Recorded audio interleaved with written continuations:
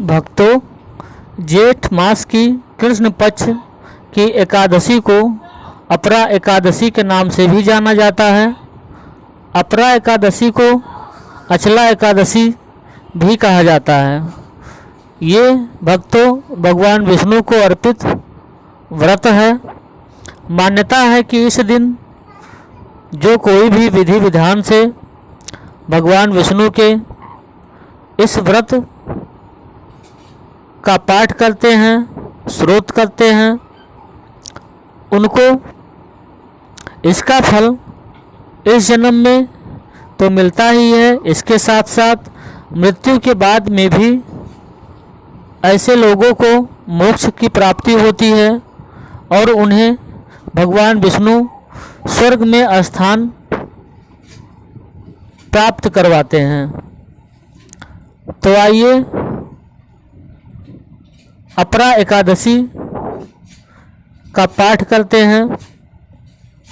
मान्यता है कि अपरा एकादशी का वर्णन श्री कृष्ण भगवान युधिष्ठिर को बताए थे कि जो भी भक्त हमारे इस पाठ को कहेंगे और सुनेंगे और करेंगे, उनको स्वर्ग में स्थान प्राप्त होगा और उनके सभी भय संकट समाप्त हो जाएंगे। तो आइए शुरू करते हैं अपरा एकादशी का पावन पाठ। तो मान्यता है कि एक राज्य में एक महीध्वज नाम के राजा राज करते थे।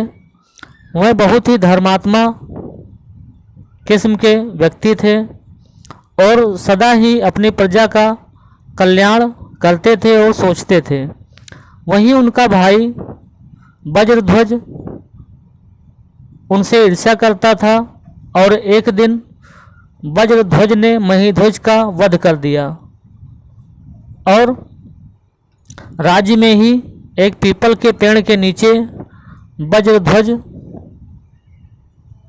को डाल दिया और इस तरह से महीध्वज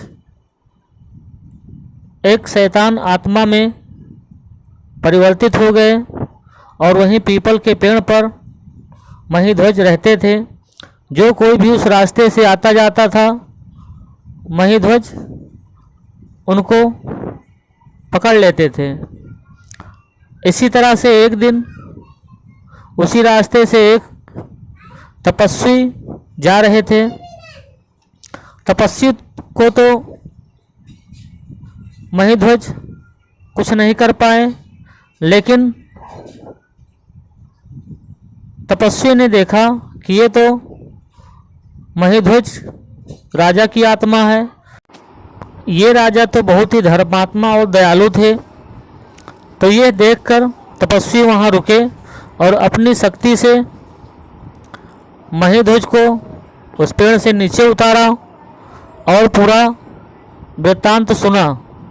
तो इस पर तपस्वी ने अपरा एकादशी का व्रत रखा और उस व्रत से जो पुण्य अर्जित हुआ, वह पुण्य तपस्वी ने महीध्वज राजा को दे दिया, जिससे उस पुण्य के कारण महीध्वज राजा की प्रेत आत्मा मुक्त हो गई और प्रेत आत्मा से महीध्वज को मुक्ति मिल गई और उन्हें भगवान विष्णु के प्रिय स्थान स्वर्ग में स्थान मिला। भक्तों, मान्यता है कि जो भी भक्त अपरा एकादशी का पाठ और व्रत करते हैं, रहते हैं, उनको भगवान विष्णु जी सभी बाधाओं, रोगों, भय से मुक्ति प्रदान करते हैं और उन्हें इस जन्म में तो इसका पुण्य मिलता ही है, मृत्यु के बाद में भी ऐसे भक्त को स्वर्ग में स्थान प्राप्त होता है। भक्तों, फिर मिलेंगे इसी तरह से एक नई कथा के साथ एक नई वीडियो में। कथा यदि आपको अच्छी लगी है तो इस कथा को और शेयर कीजिए और वीडियो को लाइक कीजिए। और यदि आप हमारे चैनल पर नए हैं तो चैनल को सब्सक्राइब कर लीजिए कि ताकि इसी प्रकार की कथा जो भी हमारे चैनल पे आए आपको इसकी सूचना तुरंत ही मिल जाया करे।